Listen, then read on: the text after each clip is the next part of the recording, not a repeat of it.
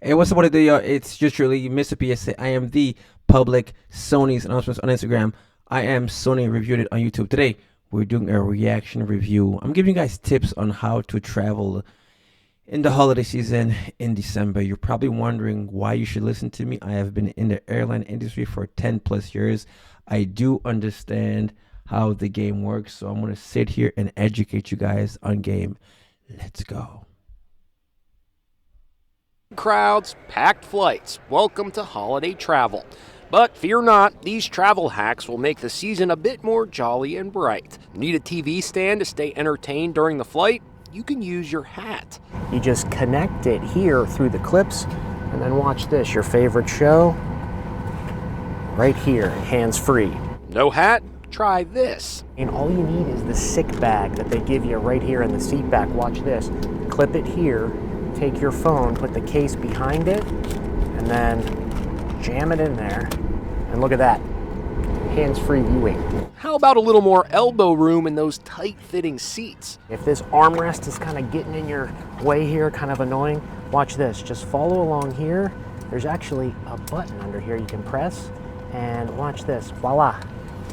Armrest goes up, more elbow room. Former flight attendant and etiquette expert Elaine Swan says you don't have to travel with liquid products. Instead of carrying a full-size bottle of shampoo, simply find shampoo and conditioner that's in a solid form. This is a great way to get that shampoo and conditioner through security. With so many people traveling over the holidays, you just know there's going to be long delays and layovers. But here's something you may not know. A hotel will actually let you book a room for just a part of the day. So you and your family could hang out in a hotel from, say, 12 to 4, take a shower, get a nap for just a fraction of the cost of a full day. Happy holiday traveling, everyone.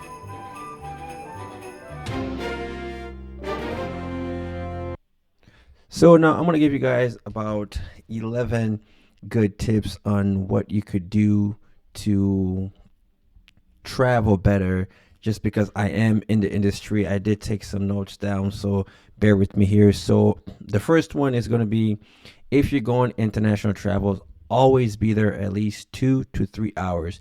The reason why you want to be 2 to 3 hours is because a lot of you guys have unique names, beautiful names from different countries, different cultures, and the kiosk at the airport is not going to be able to read your name properly, so it will prompt you to go to an agent. Once you go to the agent, they'll swipe your name. They can double check your name in the system, and once they double check the name in the system and swipe it, you'll be clear to go. If you just come in and just go upstairs and your name is spelled wrong or it's missing a letter, you put your nickname there, TSA technically will send you back downstairs because the name on your passport is not matching the name on your boarding pass.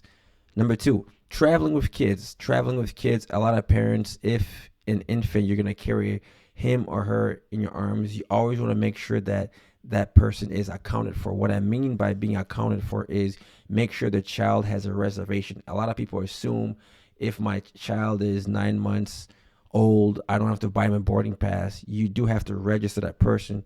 Anybody who is traveling is a soul on board. You have to be accounted for. So when you come in with your infant, always double check that they have their own boarding passes, even though they can sit on your lap. Number 2, the big airports. A lot of you guys are traveling to some of the biggest airports, LAX, Atlanta, Minneapolis, Detroit.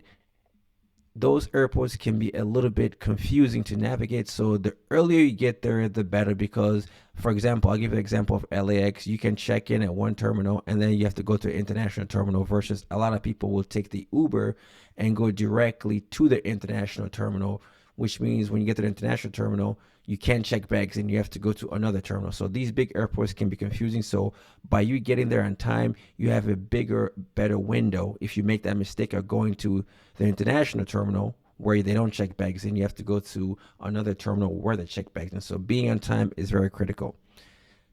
Number 3, TSA staffing. TSA staffing is very big. As a lot of you guys know, with the government shutdown, it's been hard for traveling.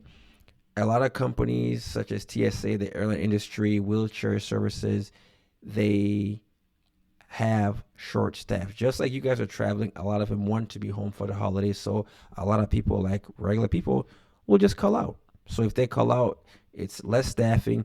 That means those lines are going to be longer. Also, next one is pre-check.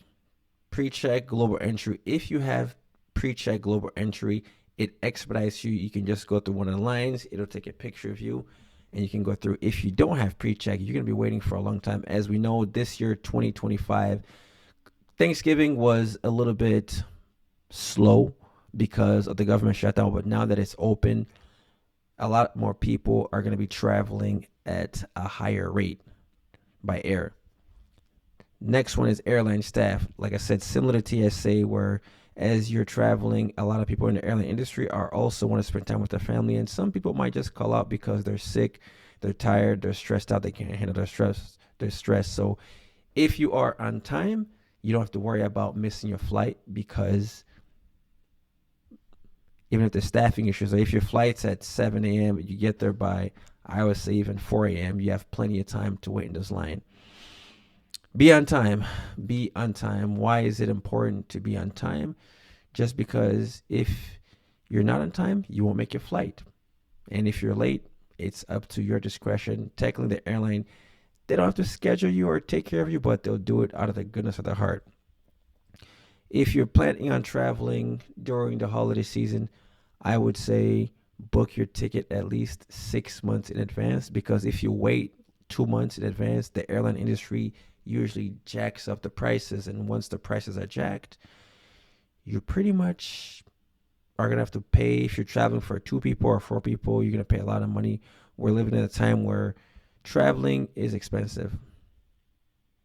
What I would say, another one is, if you're traveling, if falls on a Thursday, I would say maybe leave on a Monday, just because if you're leaving on a Monday, you avoid all that crazy airport traffic, and then you can get your destination and relax. And then on your way back, I would say leave 2 days after Christmas. So I would say initially, holiday travel, if you can afford it, take 1 week off. Now, a lot of you guys don't know this, but whenever you're traveling, most airline, every passenger is given a weight limit of 50 pounds. Now, a lot of passengers who have priority get up to like 70, 72 at the most. So if you get into the line, you get to the airport late, your bag is over 50 pounds, most airlines will charge you at least $100, which I don't know about you, but airlines also have a scale. Once you come into the airport, just asking an airline agent, where is a scale for packing weight. Definitely don't want to make the $100 donation. So those are my travel hacks for 2025. Hopefully these were very helpful.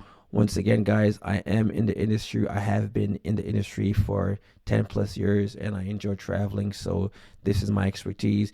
Be on time, and also don't argue with the agents. If you're traveling and something's going on with your boarding pass, there's an issue. Whenever you see an agent, just be polite, be respectful. As always, guys, don't forget, just travel. To anybody out there, happy birthday, happy holidays.